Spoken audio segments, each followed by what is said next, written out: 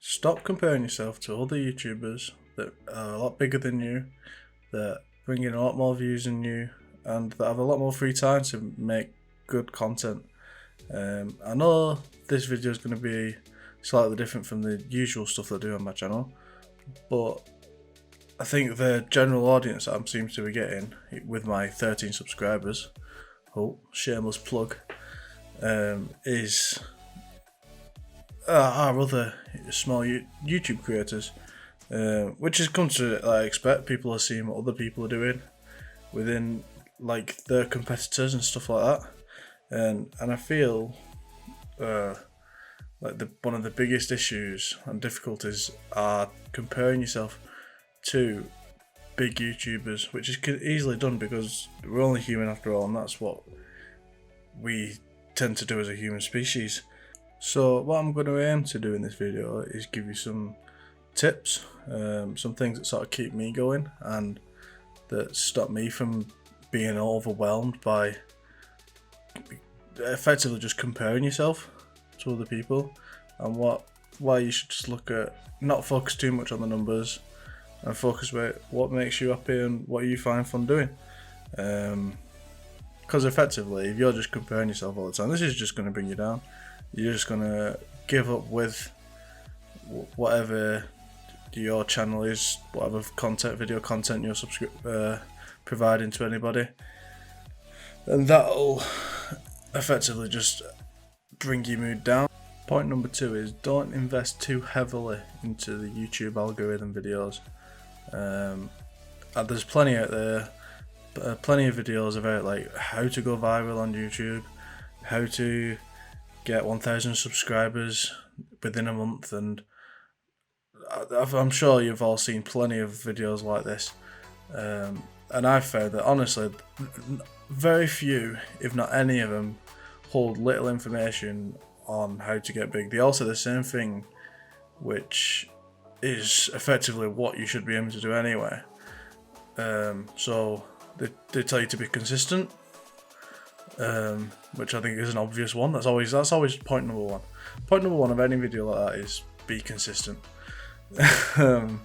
Then point number 2 is be original. Think of something that no one else has thought before. If you take someone like Dream, for example, who probably had the good idea of this Minecraft speedrun against the Hunters, he might have had that idea before he was all blown up. But the fact is, because they didn't have the audience to produce the idea too, it was wasted in a way. So the good idea does not always mean that you're going to go viral. Like, look, everybody loves that series now, and God knows how many people are watching it and talking about it. But that's not what got him to that point. What got him to that point is find it. I don't know if you saw it or what, but he actually found PewDiePie's. Well, he and a team of other Minecraft players found PewDiePie's Minecraft seed.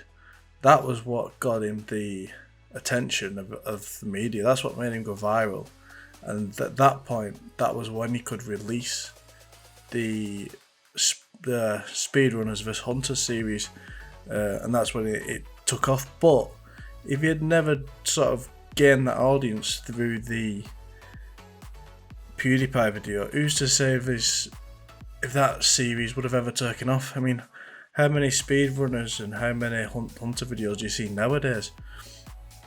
You can just search in the YouTube search bar and go to like page 20 or something like that with whatever, and I bet there'll be page after page after page of people doing it, because it's what Dream's done at this point, and it comes back to chasing the algorithm. I mean, I suppose in a way I'm even doing this right now with this video, as for some reason on YouTube, I don't know if it's lockdown or what, I'm seeing video after video after video after video of people telling other people how to make it on YouTube. Now some of these people, the subscriber range varies. It varies from like 20,000 subscribers all the way up to like 800,000 subscribers, and probably even less. But obviously those sort of smaller channels, the videos don't show up until they've got some growth behind them. Point number 4, I reckon, is to enjoy yourself. Make sure you're having fun.